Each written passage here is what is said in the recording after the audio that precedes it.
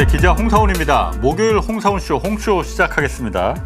오늘 오랜만에 모셨습니다. 건국대 최백은 교수 모셨습니다. 안녕하세요. 예, 안녕하세요.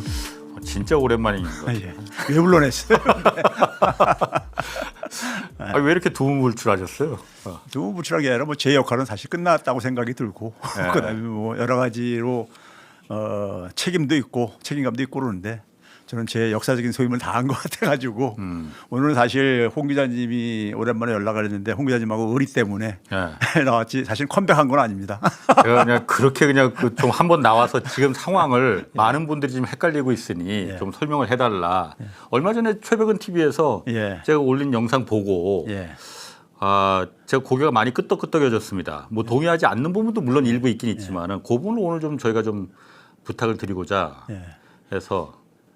사실은 그 제가 제가 최백은 TV를 하는 것을 마지막 지금 어쨌든 간에 제가 뭐 평생을 선생짓을 하고 살다 보니까는 어쨌든 저도 개인적으로는 자녀를 키우는 부모 입장이고 그다음에 이제 많은 제자들을 키웠기 때문에 그 친구들에 대한 미안한 감정, 그 친구들이 살아갈 세상을 생각하니까는 참 너무 미안하고 그래가지고 유튜브만큼은 최소한 이제 지금 유지를 하고 있는 건데요.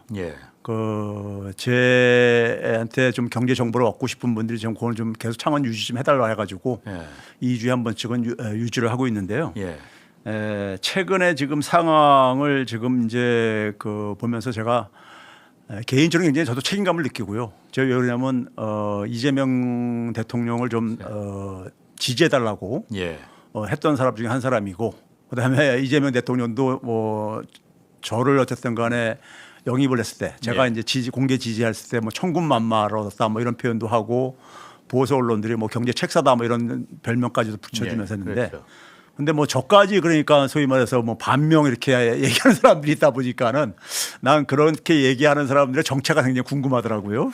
그리고 근데 이건 지금 웃으면서 얘기하지만은 이게 좀 상당히 제가 우려스러운 상황입니다. 지금 정치인들은 권력 투쟁을 하기 때문에 분열이 되고 그럴 수 있지만은 지지층들은 그러니까 사실 중심을 좀 잡아줘야 돼요. 그런데 지지층들이 지금 굉장히 분열이 돼가지고 이렇게 되게 되면은 28년 총선 저는 기약 없다고 봅니다. 28년 총선에서 만약 패배하게 되면은 제가 제 유튜브에서 표현하지만 지옥이 전개될 수 있다 그런 얘기를 하거든요. 지금 소위 말해서 28년부터 30년 사이에 경제 상황도 굉장히 지금 부정적으로 지금 전망들을 하고 있습니다. 하고 있는 상황 속에서 정치 지형까지 그러니까 악화되게 되면은 그동안에 그러니까 민주개혁 진영들이 소위 말해서 정권을 뺏겼었어도 의회 권력이나마 지켰기 때문에 견딜 수 있었는데 의회 권력까지 뺏기게 되게 되면은 진짜 여태까지 겪어보지 못한 어쨌든 간에 굉장히 끔찍한 상황이 저는 도래할 수 있고요. 그리고 굉장히 극우화가 윤석열 정권보다 더 심한 극우화가 전개될 수 있다고 그렇게 생각하고 있기 때문에 지지층들이 제발 좀 이게 친명 반명 분열하면 안 됩니다. 지금 민주당이 지금 저는 이런 상황으로 하면 붕괴될 수도 있다고 보는데 그렇게 되면 뭐 선거는 패배가 불가피한데요.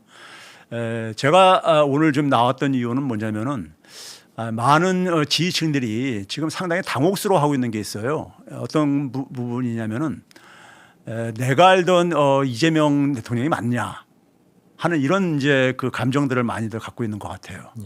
그러니까 우리가 알던 이재명 대통령이 맞는가 저분이 이제 이런 이제 그 혼란스러움을 굉장히 많이 갖는 것 같은데 그 제가 배경을 좀 잠깐 좀 먼저 좀 말씀을 드릴게요. 드리는데.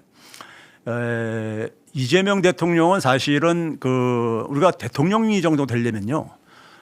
소위 말해서 시대 정신을 그 국민들에게 제시해 가지고 이제 선택을 받아야 됩니다.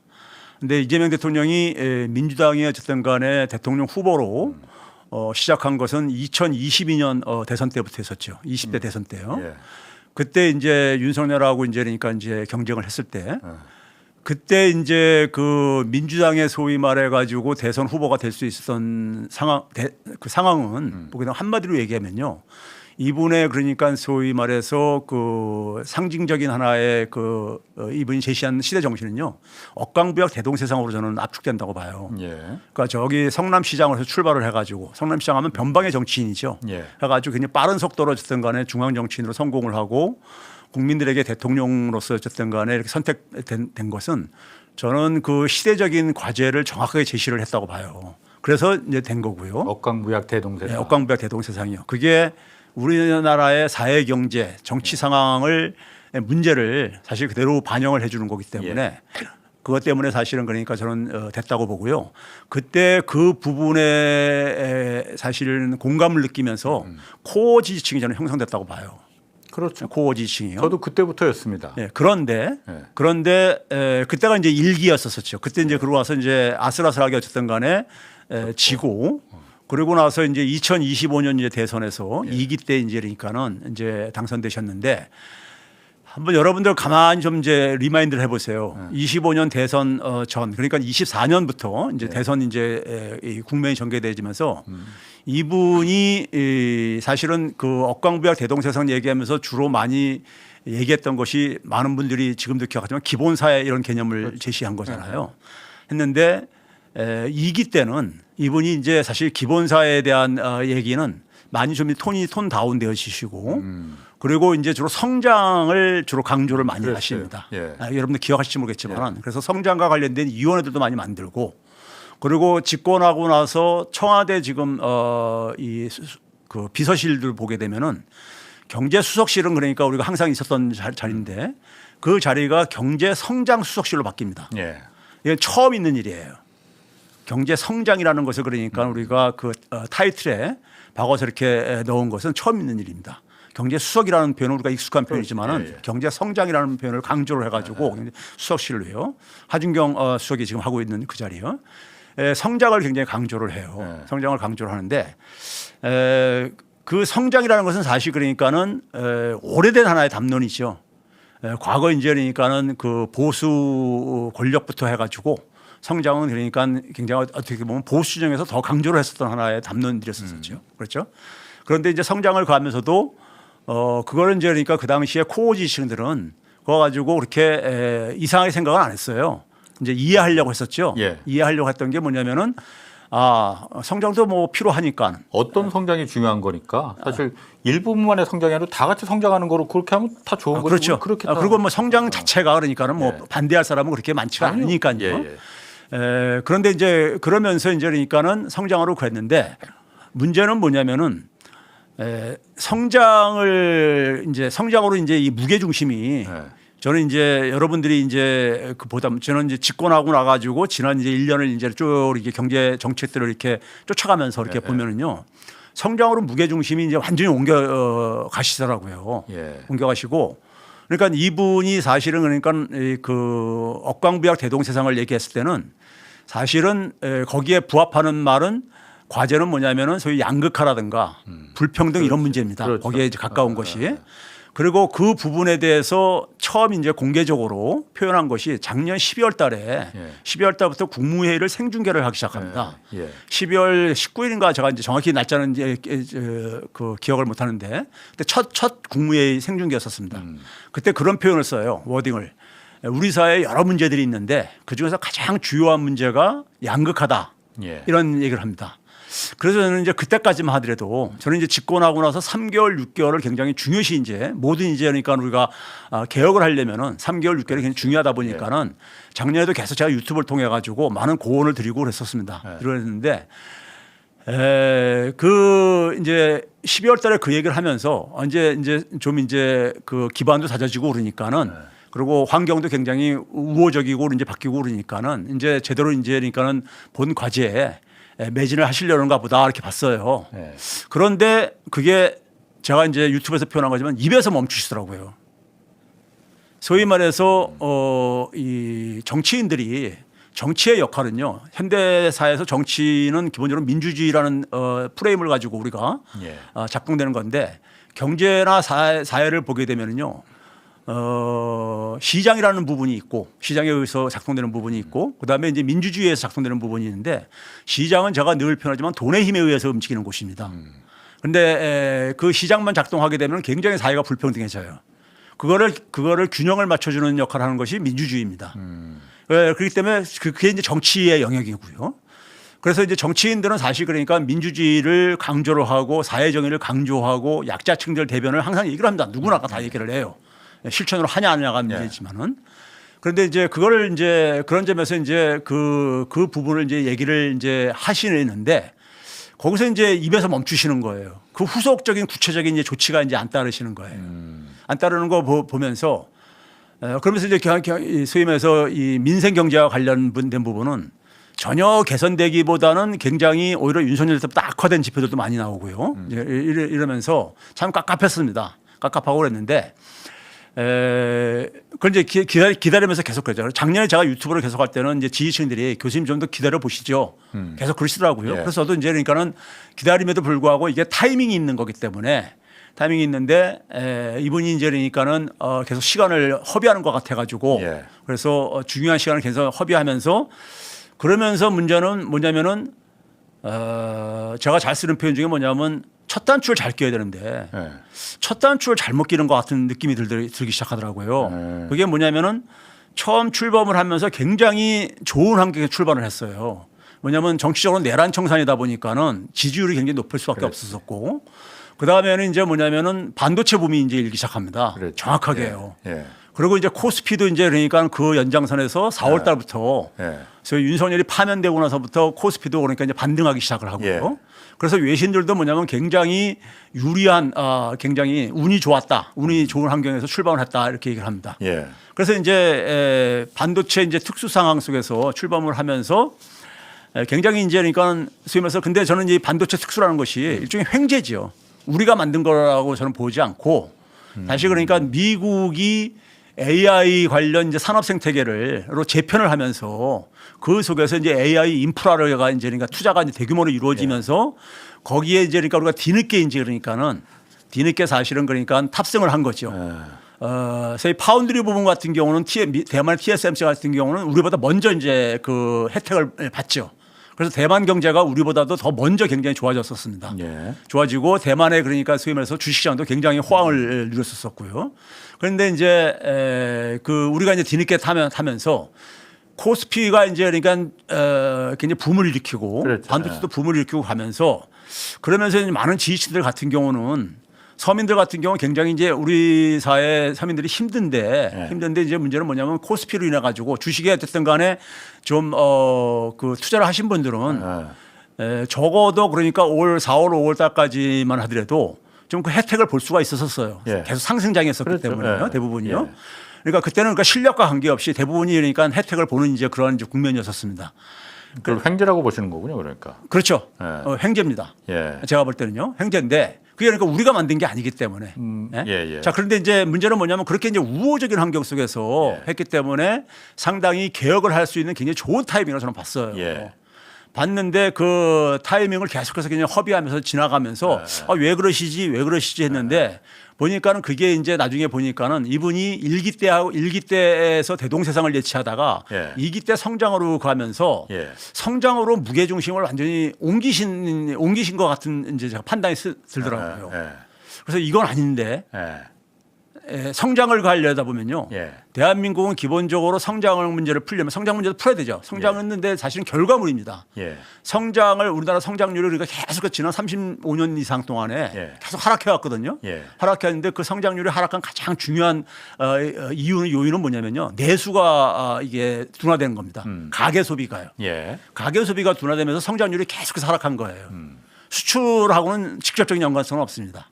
성장률하고. 그러니까 성장률은 수출이 좋아도 성장률은 계속 하락해 왔어요. 아, 그래요? 그 오늘 그 준비한 거에 그러니까 첫 번째 자료를 보시게 되면은 첫 번째 자료에 이제 그 수치가 잘 보시던데 김영삼 정권 때부터 작년까지 쭉 이렇게 보이잖아요. 그럼 성장률이 계속 하락해 오잖아요. 그래서 첫 줄에 보게 되면요. 성장률이 계속 연평균 성장률인데 저게 계속 하락해 와요. 하락해 오는데 가계 소비가 계속 떨어지면서 이제 이렇게 이게 끌어내린 겁니다. 가계 소비가 내수죠, 이게. 그러니까. 내수의 가장 핵심적인 부분이죠. 가계 내수가 떨어지니까 성장률이 떨어졌다. 근데 수출은 봐보세요. 수출은 보면 들쑥날쑥합니다. 그러네. 떨어져도요. 더군다나 이제 뭐냐면은 최근에 이제 보게 되면 이 우리가 이 수출의 역할이라는 것은 소위 말해서 이제 이 무역 흑자가 이제 결국은 결정하는 부분인데 예. 순수출 부분이기 때문에 그런데 이제 반도체 같은 경우는 특히 무역 흑자가 굉장히 그 유리한 부분입니다. 예. 수입이 상대적으로 이렇게 많은 비중을 차지하지 않는 부분이기 때문에 그래서 이제 그러니까 최근에 성장률이 굉장히 높이 올라가는 이유가 바로 거기에 있는데 예. 일시적으로. 근데 이건 저것 가지고는 우리나라 성장률을 근본적으로 개선하기 쉽지가 않다. 그래서 이제 내수를 가야 된다 이제 본 거거든요. 그래서 지금도 보게 되면은 반도체는 굉장히 특수를 이렇게 누림에도 불구하고 대부분의 실물 경제는 굉장히 지금 안 좋은 상황입니다. 그러니까 그 부분이 그러니까 제가 이해를 못하는 부분이거든요. 이렇게 역대급 수출이 되고 그러는데 예. 왜 국민들 생활이 나아지지가 않는지 이게 참 기본적으로 우리나라의 그러니까 지금 수출은 예. 반도체가 다 사실 끌고 가고 있습니다. 예, 예. 반도체가 다 끌고 가고 있는데 그 예. 자료도 여러분들 혹시 보시게 되면은 예, 예. 제 자료에 그 10쪽에 10쪽을 한번 넘겨봐 주세요. 예. 10쪽에 보시게 되게 되면은 그 수출액이 예. 2022년도에 그러니까 역대 최고를 기록했었습니다. 예. 작년 올해를 제외하고요. 저기 상반기 기준이거든요. 6월 달까지 상반기 기준이고요. 예. 근데 올해 보게 되면 이제 거의 한 5천억 달러 정도 됩니다. 그러네. 그러니까 올해 이제 1조 달러가 이제 가능한 겁니다. 사실은요. 이게 상반기가 5천억이니까. 예. 가능한 거예요. 그렇지, 예. 그래서 이제 무역 4강이라는 것도 저기서 나온 예. 얘기인 겁니다. 그런데 그 대부분을 보게 되면은 저게 이제 지수화한 건데 2020년을 100으로 했을 때 그러니까는 올해 그러니까는 한 142까지 그랬으니까 42%나 증가한 거예요. 예. 근데 그 전년도 25년도까지는 그렇게 이게 증가를 안 했었어요. 반도체 수출이 아니 이제 전체 총 전체 수출도요. 수출액이 예. 그런데 이제 이걸 끌고 온 것이 반도체죠. 반도체를 보게 되면 2022년을 100으로 놨을 때 올해 같은 경우 보게 되면 거의 200, 거의 80 정도까지 이게 증가했잖아요. 예. 그러니까 반도체가 다 끌고 온 거예요. 다 알고 있습니다. 예, 그러니까 알고 오는데 문제는 뭐냐면 이 반도체 주역이 사실 우리가 알고 있는 삼전닉스죠. 그렇죠. 삼전닉스인데 대기업들이죠. 우리나라 1, 2 사실 재벌 기업들이죠. 그러니까 이 대기업들이 사실은 그 수출을 이제 주도로 하고 있는데 대기업 중에서도 그러니까 삼성전자하고 하이닉스가 그러니까 주로 이제 끌고 온 부분인데 반도체 산업이라는 것이 굉장히 자본집약적이에요. 자본집약적이다 보니까는 반도체가 저렇게 호황을 누리고 있음에도 불구하고 상용직 같은 경우 대기업 상용직 일자리는 거의 안 증가했습니다. 나중에 보여드리겠지만요. 고용이 심지어 뭐냐면은 중소기업들이 그러니까는 반도체 부분들이 좀 이제 그러니까 혜택을 좀 봐야 되잖아요. 거기에 이제 그러니까 소위 소부장 관련해 가지고 이제 그 부품 이제 이 납품을 하는. 근데 중소기업 같은 경우는 더 악화됐어요. 사실은요. 고용이? 고용 같은 게 더 악화됐습니다. 그러니까 사실은 삼전닉스 이 대기업이 거의 그러니까 그다음에 거기에 고용돼 있는 상용직들이 혜택을 이제 집중된 거예요. 거기 뭐 성과급 파티하고 그렇죠. 바로 이제 그게 이제 그거죠. 그래서 거기에 집중된 겁니다. 집중되고 나머지 부분들은 그러니까는 거의 그러니까는 소위 말해서 낙수 효과가 거의 없는 거예요. 없는 거다 보니까는 그런 상황 속에서 그러니까 내수는 굉장히 지금 안 좋아요. 그래서 제가 지금 굉장히 우려하는 게 뭐냐면 반도체 이 특수가 이제 반도체 파티가 이게 이제 이게 영원히 가지는 않을 텐데 그래서 무디스 같은 경우는 내년 한 이제 상반기 정도까지 갈 거다. 짧게는. 그리고 이제 길게 보는 경우도 이제 28년 한 이제 상반기 정도까지 이렇게 보는데 그 이후에는 이제 그러니까 이 실물 경제 민낯처럼 이제 드러날 거라고 봐요. 드러날 거라고 보는데 근데 이 부분은 그러니까 우리가 오래 지난 35년 동안 지속되어 온 부분이에요. 아까 앞에서 이제 우리가 자료에서 보여드렸듯이 그러니까요. 그러니까 가계가 그러니까는 이 가계 소비가 이제 그러니까 이게 계속해서 이제 그러니까 둔화되면서 성장률을 갉아먹고 성장률이 거의 이제 그러니까는 멈춰가는 이런 상황까지 지금 오고 있는 겁니다. 오고 있는 건데 그 i유는 뭐냐면 결국은 가계 소득이 정체돼서 그런 거예요. 가계 소득이요. 가계 소득이 정체돼서 그러는 건데 가계가 그러니까 쓸 돈이 그러니까는 충분치 없다 보니까는 그러니까 예를 들어서 가계를 구성하는 것은 커다랗게 볼 때 임금 노동자하고 월급쟁이하고 자영업자인데 임금 노동자의 그러니까 월급을 월평균 급여를 보게 되면요. 실질 임금으로 봤을 때 2016년 수준입니다. 10년 동안 그러니까 거의 이렇게 변화가 없어요. 급여가? 변화가 없어요. 지금 저게 도표를 한번 저희가 준비했는데 4월, 5월 그러니까 올해 4월, 5월이죠. 저게 그러니까 12번 보면은. 저걸 그렇죠. 말씀하시는 거죠? 저게 보게 되면 올해 이제 4월 5월이고 그다음에 이제 3쪽에 보시게 되면요. 제가 이제 그 관련된 이 지표들을 정리한 게 있는데 3쪽을 한번 상징적인 지표들을 보면 여기 보시게 되면은 월평균 노동자 실질 총급이라는 게 이재명 정부가 출범한 게 25년 6월 달이잖아요. 그때부터 작년 12월 달까지 월평균 이제 그러니까는 이 급여가 359만 원이에요. 근데 이게 2016년이 그랬었습니다. 359만 원이었어요. 아, 10년 전에 급여랑 똑같다는 그렇죠. 얘기죠. 그러니까? 10년 동안에 거의 그러니까 변화가 없어요. 변화가 없었다. 그러다 보니까는 자영업자들 같은 경우는 소득이 오히려 계속 줄어들고 있는 상황이고요. 자영업자 같은 경우는요. 자영업자는 끔찍합니다.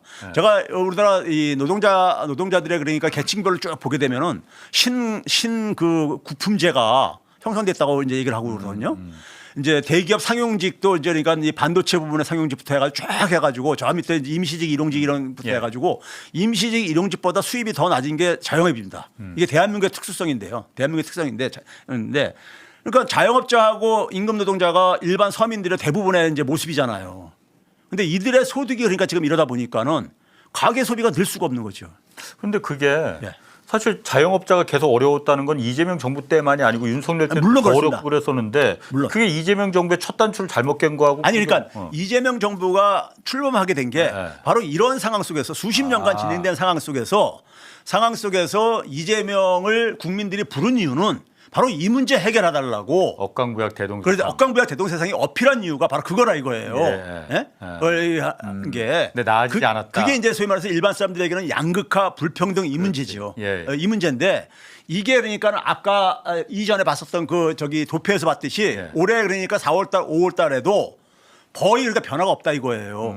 임금이. 임금이 노동자 임금이. 뭐 자영업은 마찬가지고요. 자영업도 마찬가지고 이 변화가 없잖아요. 그렇지. 거의 2016년하고 그러니까 변화가 없잖아. 그러니까 이게 그러니까는 거의 그러니까 지금 외면되고 있는 거예요. 이 부분이요. 노동자 삶이요. 그러니까 이 부분이 외면되는 상황 속에서 반도체만 지금 그러니까 휘황찬란하게 지금 계속해서 그러니까 새로운 신기록을 계속 갱신하고 그런 거예요.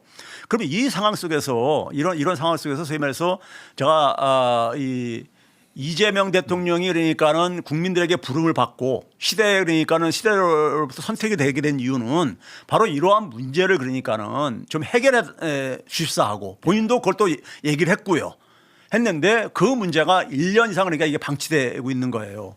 그런데 우리나라 저희 이재명 대통령에 대한 코어 지지층들은 사실 이 부분에 대해서 본인이 그러니까는 문제의식을 느끼고 이것을 해결하겠다고 해가지고 기본사회 같은 게 바로 그 상징적인 공약이었었잖아요.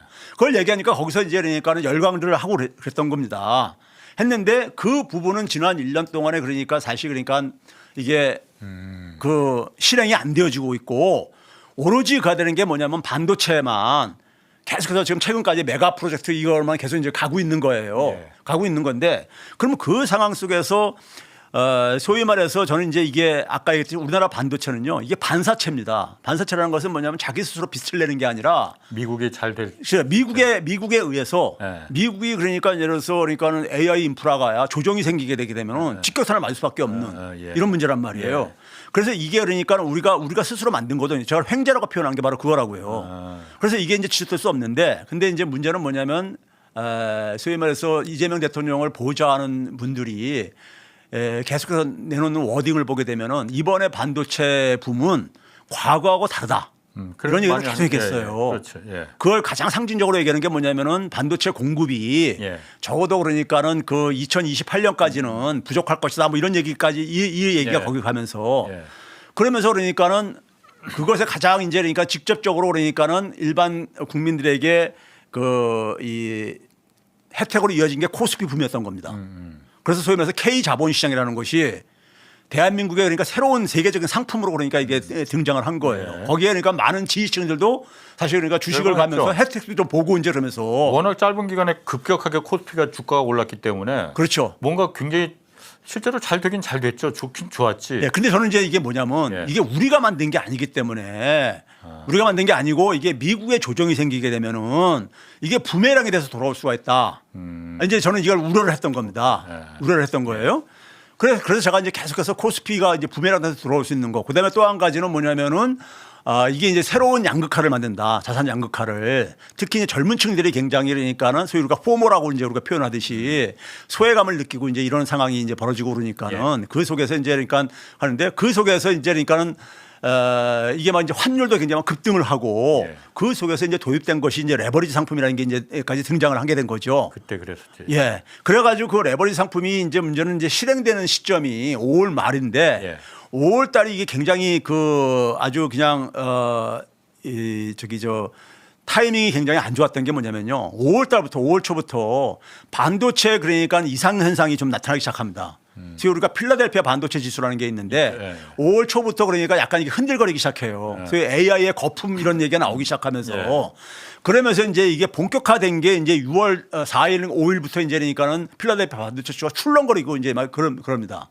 근데 이제 레버리지 상품은 5월 27일 날 이제니까 이제 이게 도입되거든요. 상장되거든요. 바로 직전이었네. 네, 직전이죠. 그다음에 6월 3일 날 지방선거가 또 있었었고요. 이게 묘하게 타이밍이 이게 이제 같이 맞물려서 이제 돌아가는데 그래가지고 5월 달까지 코스피가 9천까지 가고 가니까는 이재명 대통령의 그러니까 시대적인 소임을 이걸 그러니까 이게 좀 제쳐놨어도 많은 지지층들이 코스피로 인해 가지고 좀 간접적인 혜택들을 보니까는 이거를 그러니까는 좀 이제 같이 그러니까 좀 이렇게 잊고 지나간 거예요. 네. 지나가다가 이제 이게 부메랑으로 돌아오면서 이제 그때부터 이제니까는 저는 이 소위 말해서 억광벽 대동세상이라는 공약을 실행을 안 한 결과가 이게 이제 잘 먹힌 첫 단추라고 보는 것이고요. 그 결과가 저는 6.3 지방선거 패배라고 봐요. 저는 이제 패배라고 보는데 특히 이제 서울시장 선거 패배가 뼈아픈 저건데 그 패배로 이어지게 된 이제 그 이유가 그 이제 이번에 선거 결과도 많이 분석들 하셨겠지만은 서울의 이제 25개 구청장 선거에서 보게 되면요.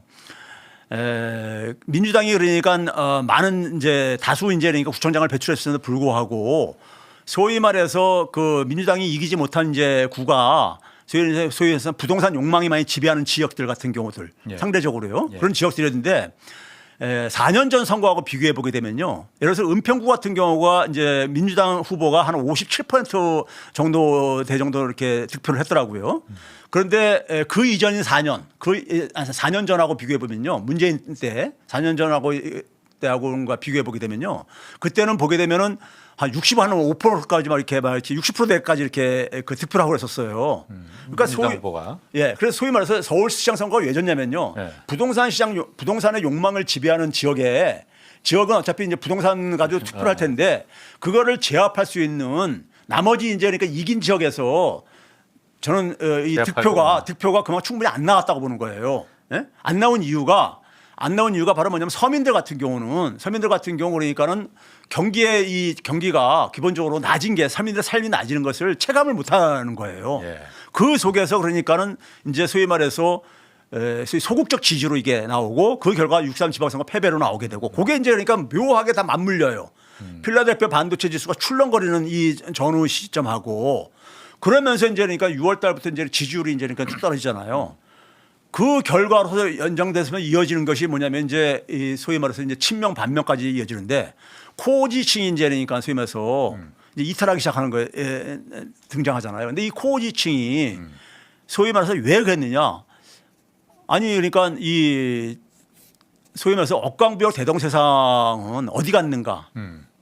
이게 어디 갔는가? 이제 이 부분에 대해서 굉장히 기다렸는데 이게 이제 안 보이고 그러면서 뭐냐면 계속해서 성장을 얘기하고 소위 말해서 이제 제2한강의 기적 같은 경우를 소위 말해서 이제 청와대 경제수석도 그러니까는 뭐 이제 그러니까 유튜브에 나와가지고 박정희 산업화하고 비견된다 이렇게 가면서 그러면서 소위 메가 프로젝트를 이제 시동을 걸고 그러잖아요. 그런데 이제 문제는 뭐냐면은 1분기, 2분기가 반도체가 이제 엄청나게 좋았습니다. 좋았는데 여기 자료 중에요. 자료 중에 혹시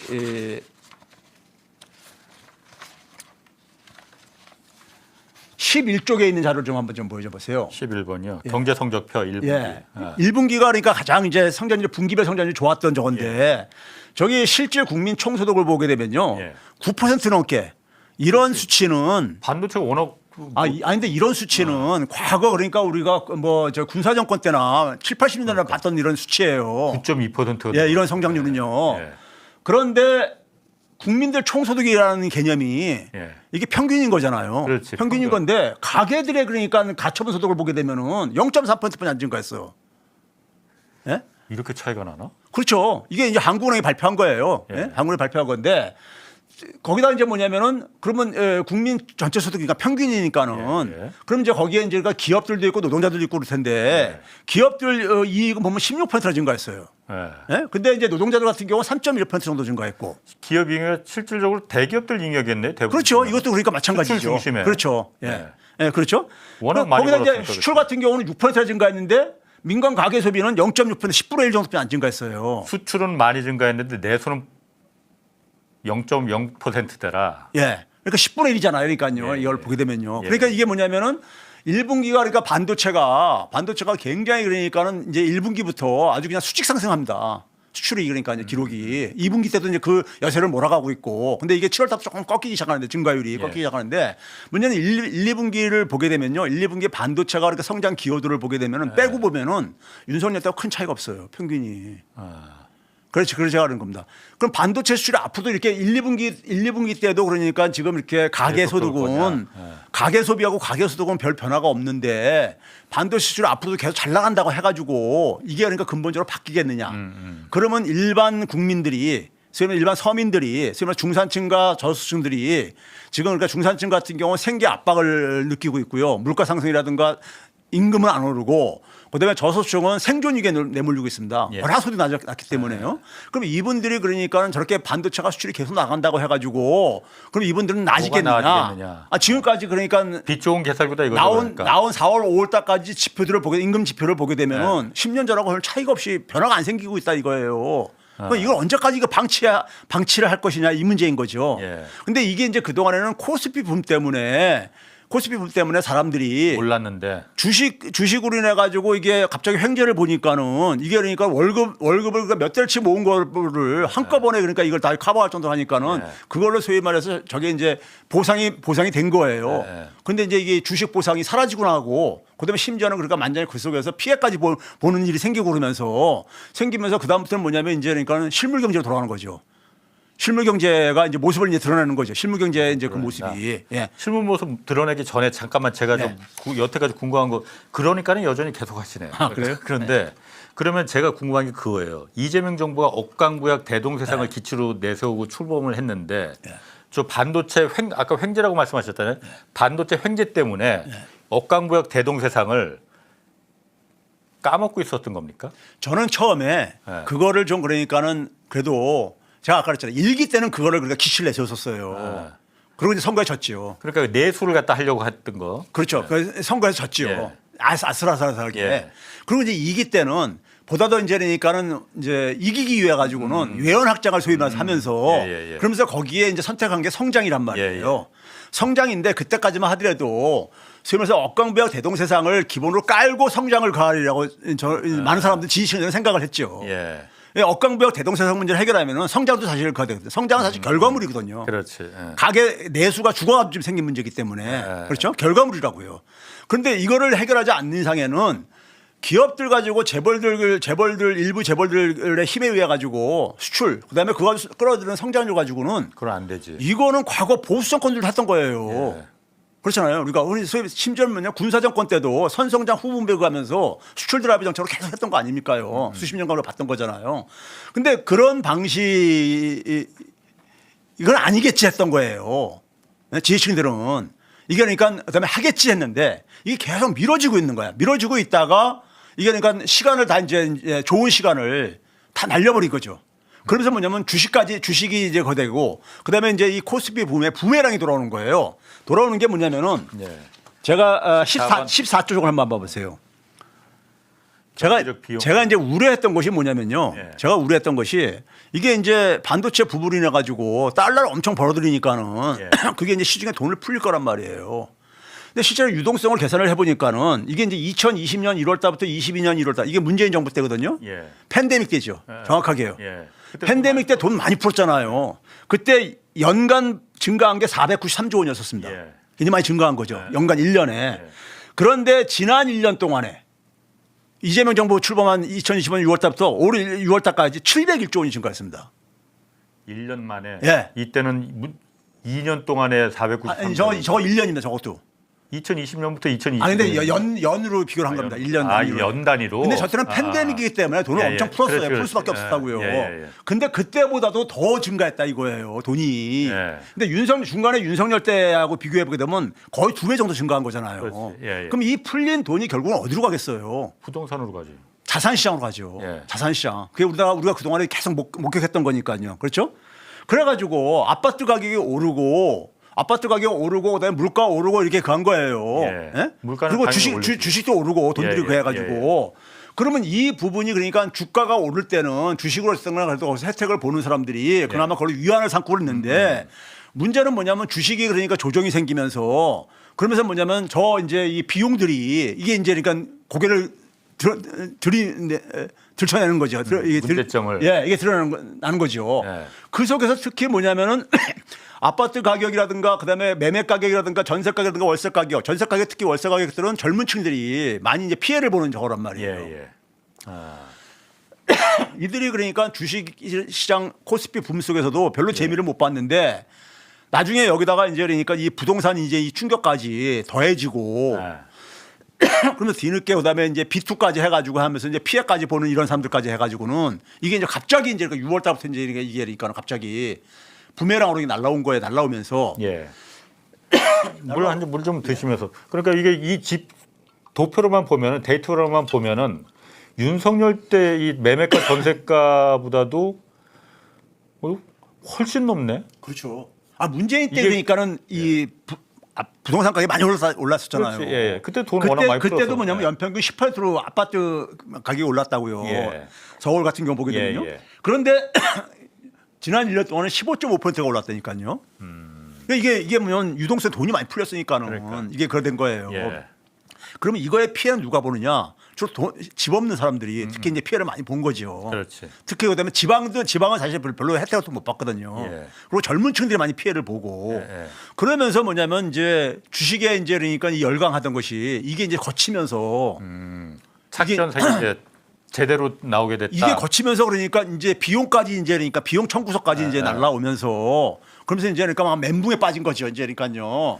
그럼 이 상황 속에서 소위 말해서 지금 이제 그러니까는 그 민주당 이제 당권 가지고 하는 상황 속에서 김민석 전 총리를 그러니까 이재명 대통령이 민다는 것은 뭐 세상 사람 다 아는 얘기니까는 그런데 정청래 그러니까 의원을 그러니까는 사실은 이제 반명으로 쓰다가 멀었잖아요. 모르는 상황 속에서 사실 정청래 의원 같은 경우는 뭐 그러니까 모르겠습니다. 그 사람이 갖고 있는 역량 이런 것은 둘째치고 어쨌든 간에 코어 지층 중에 한 사람이 아닙니까? 정치인들 중에서는요. 그렇게 갈 수 있잖아요. 그렇죠? 그걸 아니라고 하는 사람은 없죠. 그러니까 이 코어 지층들의 저거를 주로 대변하는 이제 그러니까 저거였단 말이에요. 근데 그 코어 지층들이 소위 말해서 그러니까는 이제 반명으로 이제 이렇게 몰아가니까는 황당한 거지. 황당한 거죠. 그러니까 이게 그러니까 그건 제가 볼 때 그러니까 지지층들이 잘못한 거고 소위 말해서 그러니까 정치인들은 그러니까 권력 투쟁 때문에 그렇게 그러니까 그런 것을 악용을 하더라도 지지층들까지 휩쓸리면 안 되는 건데 그렇게 휩쓸리면 결국 그 피해는 고스란히 누구한테 가느냐? 대통령한테 갑니다. 이재명 정부는 성공을 해야 돼요. 이재명 정부가 실패를 하게 되면은 정권 뺏기게 되면 지옥이 전개된다니까요. 그러니까 이제 성공을 해야 되는데 성공을 하려면 지지층들이 중심을 잘 잡아줘야 되는데 친명 반명 이게 분열돼 가지고 하게 되면은 하는데 여기에 그러니까 단초는 기본적으로 이재명 정부가 그러니까는 이재명 대통령이 사실은 첫 단추 잘못 껴서 생긴 문제라 이거예요. 이게요.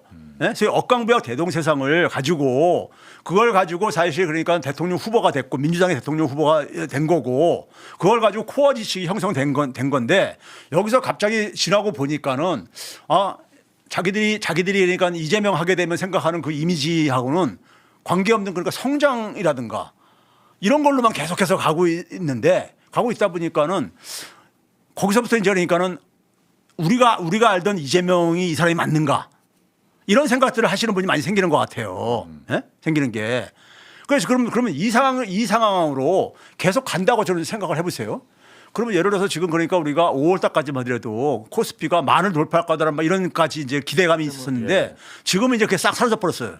사라져 버리고 지금은 뭐 6,000대, 7,000대에서 왔다 갔다 이렇게 가고 있잖아요. 이게 이제 그러니까 이런 상황이 그러니까 오히려 그러니까 지속될 가능성이 크다고 이제 보는 지금 상황인데 그러면 주식시장에서 그러니까 이런 소위 말해서 재미봤던 것을 사라지고 난 이후에 남는 건 뭐냐? 남는 건 뭐냐면 이제 실물 경기에 이제 모습이 이제 드러난다 이거예요. 근데 비용들. 근데 여전히 뭐냐면 반도체는 어쨌든 간에 수출은 당분간 잘 될 거고요. 그러니까요. 예? 그러면 그 상황 속에서 그러니까는 근데 그 상황 속에서 정치적인 분열까지 되게 되면은 그럼 예를 들어서 이재명 정부가 제가 얘기하고 싶은 건 뭐냐면요. 국민 주권 정부라 했잖아요. 국민 주권 정부, 국민 주권이라는 게 뭡니까? 제가 표현하면요. 문재인 정부 때 표현했던 게 뭐냐면은 국민이 진짜 주인인 나라 만드는 거예요. 예. 국민이 진짜 주인. 그럼 국민이 진짜 주인인 나라라는 건 뭐냐면요. 우리가 법률적인 정치적인 평등은 이미 오래전에 우리가 획득한 거고 국민이 진짜 주인이 되려면은 경제력이 강화돼야 되는데 특히 중산층과 저소득층의 경제력이 강화시켜줘야 됩니다. 그래야지만 민주주의가 강화되거든요.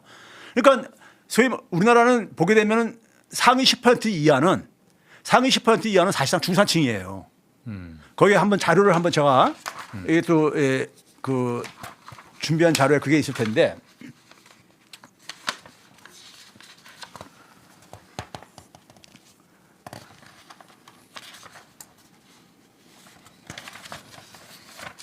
구 번 말씀하시는 거 아닌가? 그래서 자료를 너무 많이 준비해 오셔갖고 제가 그래서 너무 많으면 안 된다고 했잖아. 9번 말씀하시는 것 같은데 아니, 그 아까 가구의 소득 자산 격차. 아까 저기 그 상징적 지표들 3번에만 제가 줄여놔서 그 자료가 너무 많아가지고 여기 보면 네 번째 줄에 보게 되면은 상위 10% 월평균 세후 실질소득이라는 게 있죠. 이게 보게 되면 602만 원이에요. 국세청 자료인데 국세청 자료인데 이게 그러니까는 2,636만 명이 넘는 사람들 대상으로 해가지고 개인별 저기 이제 통합소득 자료인데 602만 원인데 602만 원 가지고 자기가 고소득자라고 생각하는 사람들 없습니다. 그렇죠. 602만 원 정도면 중산층 정도인 거예요. 그러니까 그런데 우리나라 하위 40%는요 최저임금보다 안 됩니다. 하위 40%는. 네. 그러니까 그러면 그 최저임금보다 안 되는 사람들은 굉장히 생존위기에 내몰리고 있는 사람들인 거예요. 그러니까 중산층과 저소득층이 굉장히 그러니까 취약해요. 경제적으로요. 그러니까 지난 수십 년간 아까 얘기했듯이 임금이 안 오르고 자영업자들이 굉장히 계속해서 어려워지고 그러다 보니까 이 생긴 현상이거든요. 이거를 그러니까는 강화하는 것이 소위 말해서 국민 주권 정부의 그러니까 기본적인 역할이고 그걸 소위 말해서 정치인들이 민생으로 얘기한 거예요. 그게요. 그러니까 또 하나가 뭡니까? 국민이 진짜 주인이 나라가 된다는 것은 뭐냐면 특권층들을 검찰로 상징되어지는 특권층들을 그러니까는 없애는 거잖아요. 그렇지, 예? 특권층들을. 이게 그 그러니까 민생과 검찰 개혁이 양대 과제로 문재인 정권 때부터 계속 제기됐던 이유가 바로 그 배경인 거예요. 그런데 그리고 이제 이 민생 문제와 관련된 것이 억강부와 대동세상이라는 것이 바로 이제 그 국민주권 정부의 사실은 그 철학을 관통하고 있는 거라고요. 그렇잖아요. 억강부와 대동세상이라는 것이요. 그런데 그 부분이 그러니까 사실 실종돼 버린 거죠. 그러니까 제 말을 끊어서 죄송한데 성장이 그렇게 아까 말씀하셨던 대로 성장이라는 건 진짜 성장이라는 거는 내수가 기반이 된 수출 대기업 중심의 일부의 일부의 그야말로 성장이 아닌 전체 내수를 포함해서 전체 국민들이 다 대동세상을 만드는 그런 억강부약을 통해서 대동세상을 그 성장이 우리가 필요한 건데 지금 어쨌든 올해 우리나라 성장률이 3%까지도 가능할 거라고 지금 보고 있잖아요. 반도체가 워낙 잘 됐으니까 그건 다 수출 중심의 대기업들이에요. 그럼 이렇게 성장하면 성장률이 3%가 된다 하더라도 수치상으로는 좋아지지만은 실질적으로 들여다보면은 빈부 격차가 소득 격차가 자산 격차가 점점 극과 극으로 벌어지는 거라서 의미가 없다 이 말씀을 하시는 거죠 지금. 그렇죠. 그러니까 우리나라의 현재 상황을요. 저기 이재명 정부가 집권하기 전에 상황을 구쪽 자료를 한번 봐보세요. 구쪽 자료를 보시게 되게 되면은 우리나라 이제 가처분 소득 같은 경우는 상위 0.1%하고 하위 50%가 하위 50% 대비 상위 0.1%가 가처분 소득은 13배 정도 됩니다. 13배 정도. 그러니까 2025년 그러니까 이재명 정부 때는 아니에요. 그러니까 이재명 대통령이 저런 상황 속에서 집권을 했다 이거예요. 집권을 했는데 순자산을 보게 되면 66배 벌어져요. 이 정도 격차가 크더라 이거. 부동산 자산을 보게 되면 111배가 되고요.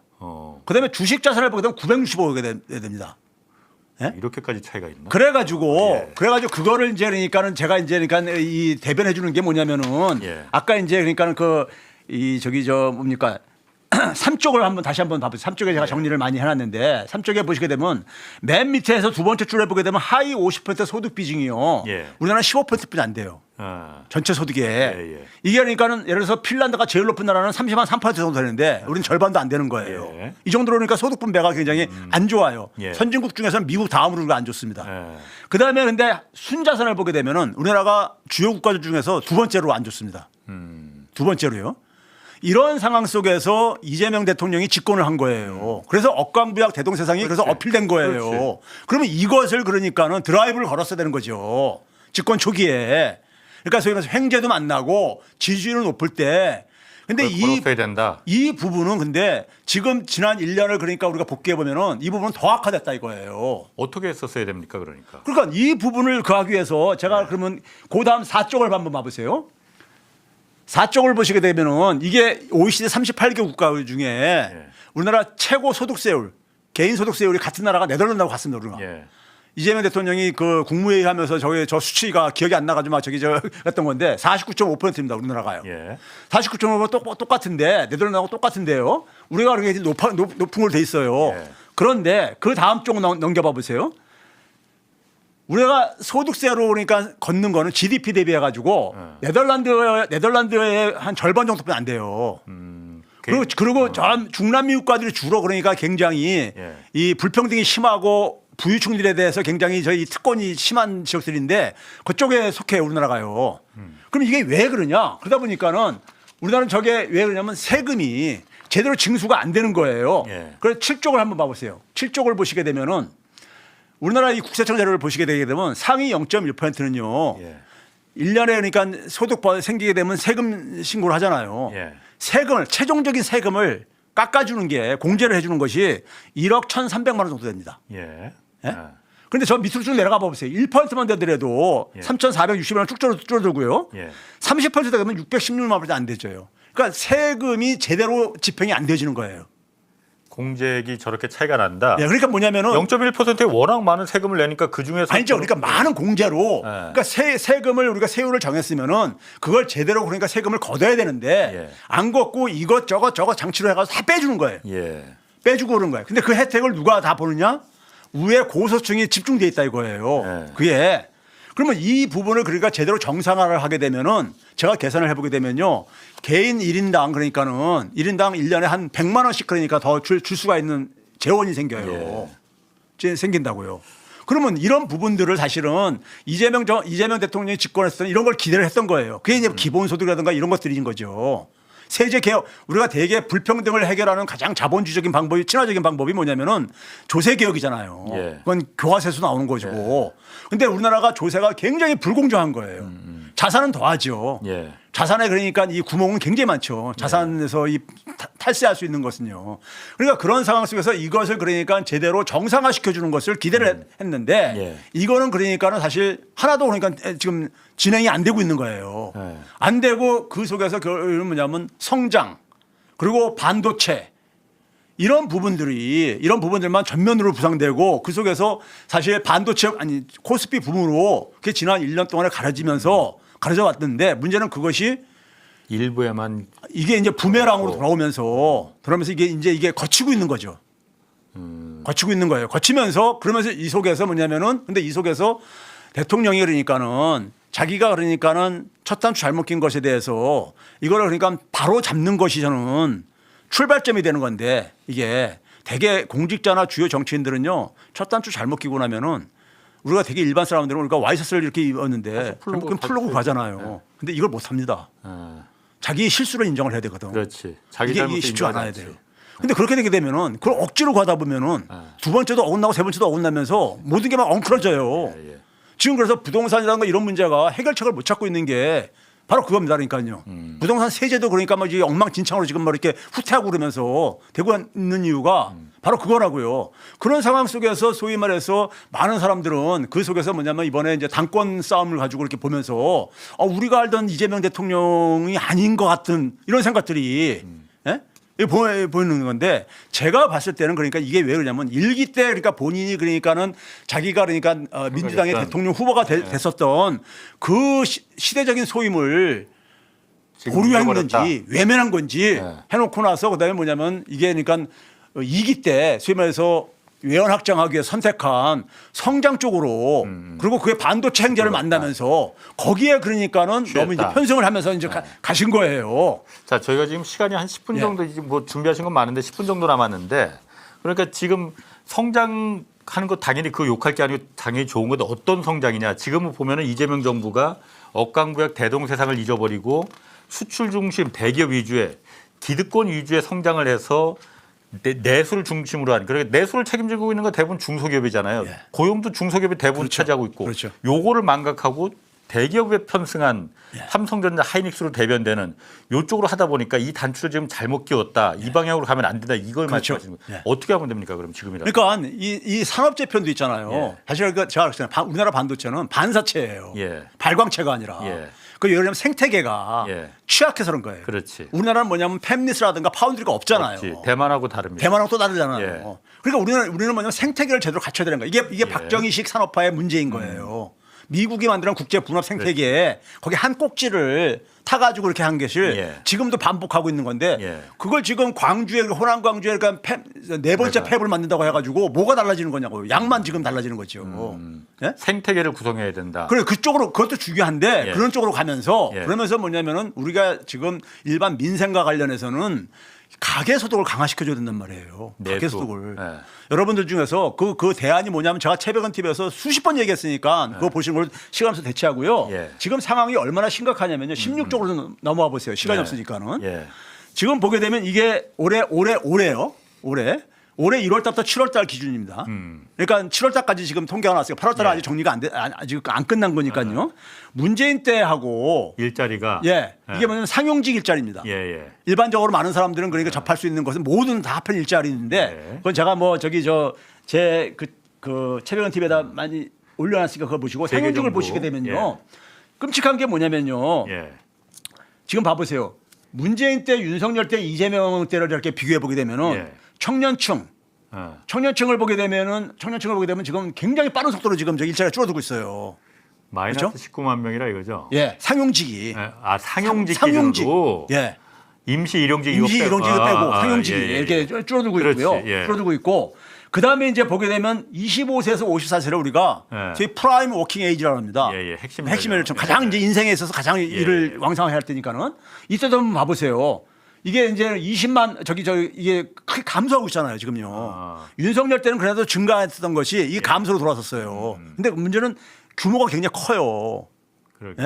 그러면 일반 국민들이 느끼는 거는 자본주의 사회 속에서는 일자리가 결국은 그들의 삶의 저거라고요. 바탕이잖아요. 근본이잖아요. 소득이 나오니까. 근데 이 일자리가 지금 상황이 이렇다 이거예요. 근데 여기서 이제 이걸 이제 기업별로 나누게 되면요.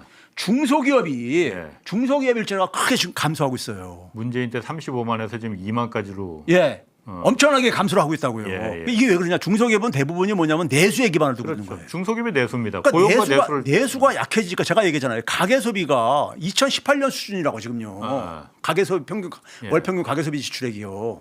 그러니까 가계 소비가 안 증가하는 이유는 뭐냐? 가계 소득이 안 증가하니까는. 가계 소득이 안 증가 이 문제를 해결 안 하니까 성장도 제대로 이게 정상화가 안 되어지는 거고. 중소기업의 고용이 저렇게 줄어드니 내 소득이 뭐 소비가 늘어날 리가 있겠나? 없죠. 그러니까 내수가 타격을 보니까 저렇게 중소기업 일자리가 줄어드는 거예요. 중소기업이 한 75% 차지합니다.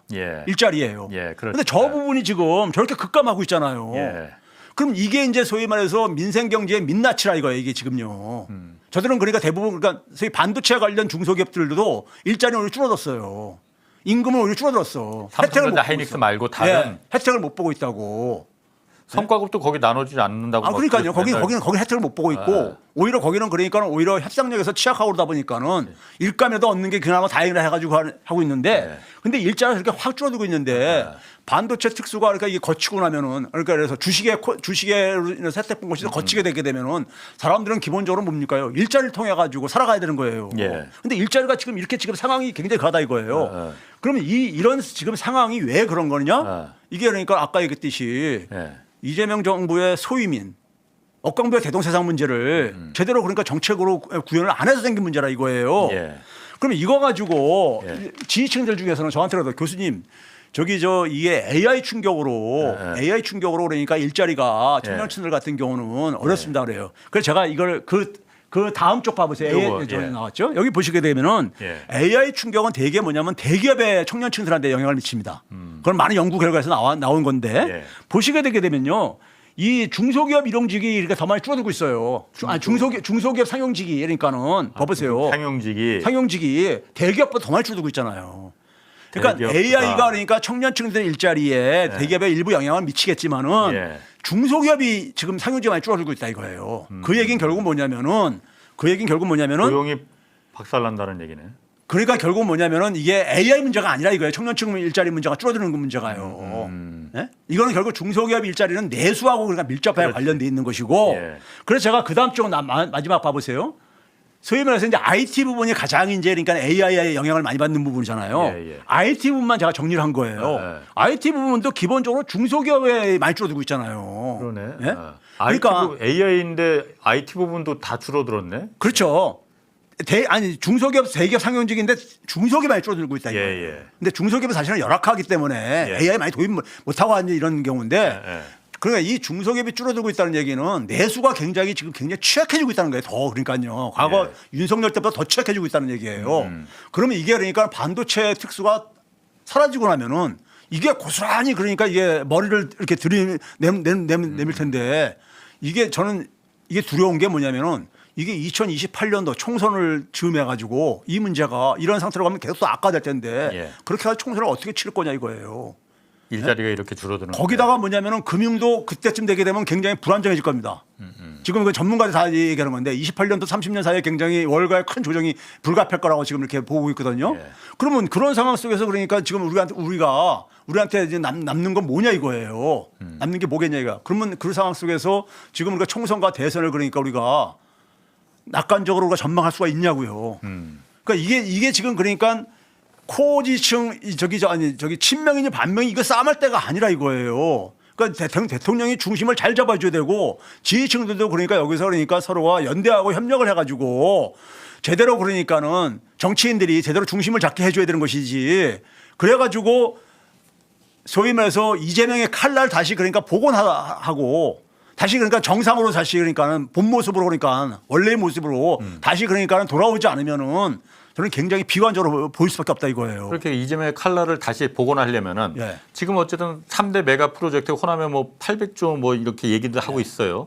거기에 대기업 지금 어쨌든 삼성전자 하이닉스의 그 팹 그러니까 반도체 공장 세우는 거 그것 부분이 이제 주로 위주인데 말씀하시는 그럼 들어보면은 그것도 중요하지만은 그거보다도 억강부약 대동세상을 위해서는 내수를 책임지는 중소기업 그리고 고용을 책임지는 중소기업에 조금 더 많은 투자 지원이 필요하다 이 얘기를 제가 들리는데. 그러니까요. 기본적으로 서민들 중산층과 저소득층이 지금 먹고 살기가 굉장히 힘들다고요. 이게 기본적으로 한마디로 얘기하면요. 그 부분이 지난 30년 넘게 그러니까 이게 누적되고 있는 건데 이 문제를 그러니까 이 문제 때문에 대통령 되신 거야 사실. 근데 이 문제를 왜 계속 방치하시냐 이거야. 이거를 외면하고 계시냐 이거예요 지금. 지금까지는 그러니까 외면하고 계시는 거야. 수치상으로 볼 때는요. 그럼 어떤 분은 그래요. 1년뿐이 안 되지 않았습니까? 그런데 문제는 뭐냐면 이 기조가 계속 가가지고는 간다면은 이게 달라질 수가 없는 거라 이거죠. 달라질 수가 없는 건데 문제는 뭐냐면은 대기업들의 그러니까 투자 계획이라는 것은 있잖아요. 역대 정권에서 항상 단골 메뉴로 나왔던 겁니다. 수백조 투자하겠다 뭐 했다 맨날 그러잖아요. 근데 이것도 반도체도 이것도 특수가 조정이 생겨보세요. 그럼 집행하라는 법이 있습니까? 기업이야 뭐 당연히 언제. 그러니까 그것도 그러니까 제가 아까 생태계를 다시 그러니까 우리가 잘 만드는 방향으로 이제 그것도 중요하지만은 지금 중요한 건 일반 그러니까 민생 문제를 민생 얘기하잖아요. 민생 문제는요 기본적으로 중산층 같은 경우 지금 생계 압박을 받고 있어요. 생계 압박을. 저소득층은 뭐냐면 생존 위기에 있어요. 이 문제는 적어도 그러니까 이재명 대통령이 대통령 되면은 해결될 거라고 많은 사람들이 기대했던 거야. 실제로 억강부야 대동세상 얘기하면서 그거 아니면은 도대체 기존의 정권하고 뭔 차이가 있는 것인가 이거잖아요. 그런데 그 부분을 지난 1년 동안에는 사실 그러니까 제대로 추진된 게 없다 이거예요. 추진된 게 없는데 가장 좋은 시절을 놓쳐버리면서 가장 그걸 추진할 수 있는 가장 좋은 타이밍이 그리고 지난해는 굉장히 그러니까 주식시장도 좋았고 지지율도 높을 때였고 예? 내란 청산 이 기조 속에서 예. 예? 그리고 국힘당도 지금 질의멸렬하고 이런 상황 속에서 그런데 그 시간을 좋은 시간을 다 지금 저기 날려버리면서 지금 이 상황까지 지금 그러니까는 당의 균열까지 지금 이렇게 오는 상황이다 보니까는 여기서 지금 봐보세요. 지금 부동산 문제도 서울에 지금 그러니까 닥치고 지금 부동산 공급 이렇게들 가고 있는데 용산 가지고 하는데 지금 오세훈 시장이 지금 계속해서 지금 그러니까 어깃장 놓고 그러잖아요. 왜 그랬을까? 서울시장 선거 졌기 때문인 거예요. 예? 그러니까 이게 뭐냐? 첫 단추 잘못 끼니까는 그다음부터 계속해서 이게 지금 엉클어지고 있는 거예요. 스텝이 꼬이는 거죠 지금요. 예? 스텝이 꼬이는 거라고. 그럼 이 상황 속에서 제가 얘기했듯이 일반 사람들은 단추 풀고 다시 간다고요. 예. 지금까지 내가 그러니까는 제대로 그러니까는 중심을 내가 지금 깜빡한 것 같다. 거기에 대한 그러니까는 성찰과 반성 속에서 제대로 해야죠. 그러면 지지층들은 다시 또 그러니까는 힘을 모아 드릴 거고, 예? 그럴 거고 정치인들도 그러니까는 싸움짓 그만하고, 예? 이게 그러니까 이재명 정부가 성공할 수 있도록 했는데 그렇게 하려면 가장 중요한 거는 이재명 대통령이 중심을 잘 잡아야 되는 거고 자기가 왜 대통령이 됐는지 시대 소임이 뭔지 이거를 그러니까 다시 한번 그러니까 저기 되새겨야 된다는 얘기입니다. 이거 안 하면요. 이거 안 하면 뭐가 달라지겠어요? 일반 국민들의 삶이라는 것은. 저도 그러니까 요즘 자주 말하는 게 민주당이 민주당다운 정책을 내놓지 않는데 청년이든 노인이든 노년세대든 왜 민주당을 지지하겠느냐. 지금 민주당이 아까 말씀하신 대로 대동세상을 만드는 그런 정책을 내놓지 않고 그 반대되는 세상으로 가는 그 자본과 기득권 세력을 위한 정책만을 내놓고 있는 거예요. 말씀하신 대로 수출 대기업들 자본과 기득권 세력입니다. 부동산 역시 마찬가지고. 그렇죠. 그런데 누가 민주당을 왜 지지해야 되겠느냐. 그렇죠. 젊은 세대들이. 그러니까 그 부분은 좀 성찰을 해야 될 것 같습니다. 그러니까 이 부동산 문제도 있잖아요. 작년에 집권했을 때 평상시에 얘기했던 게 뭡니까요? 양질의 중산층조차도 들어가 살 수 있는 공공임대를 대기업으로 공급하겠다고 했잖아요. 대선 공약이었죠. 그게 기본주택과 관련된 저거였었고. 근데 그런 것들을 그러니까 정치가 할 일은 뭐냐면요. 일단 무주택자를 먼저 중심에 놔야 되는 겁니다. 그리고 나서 그러니까는 주택은 그러니까 민간이 어쨌든 공급을 해줄 수가 있는 거니까는 무주택자가 우선순위에 있어야 되는 거죠. 그러니까 그런 것들을 그러니까는 사실 억강부와 대동세상에 다 담겨 있었던 것이고 많은 사람들이 기본사회라는 그 틀 속에서 다 이렇게 이해를 했었던 것들이잖아요. 그런데 그게 지난 1년 동안 보였냐고요. 그러면서 지금은 그러니까 이게 스텝이 굉장히 여러 가지가 꼬여버리는 거라고. 그럼 이 속에서 해야 될 것은 뭐냐면은 힘들더라도 다시 단추 풀고 다시 그게 정상이죠. 그렇지. 첫 단추가 잘못 꼬였는데 마지막 단추 그거 억지로 해가지고 하려면요 모양새만 이상해지고 안 풀립니다. 알겠습니다. 오늘 시간이 다 돼서 제가 사실은 이 이재명 정권을 지지해달라고 한 책임도 익숙해가지고 그래서 참 그 책임감 때문에 전 피토하는 심정으로 지금 얘기를 하는 건데 진짜입니다. 이재명 정부가 성공해야 돼요.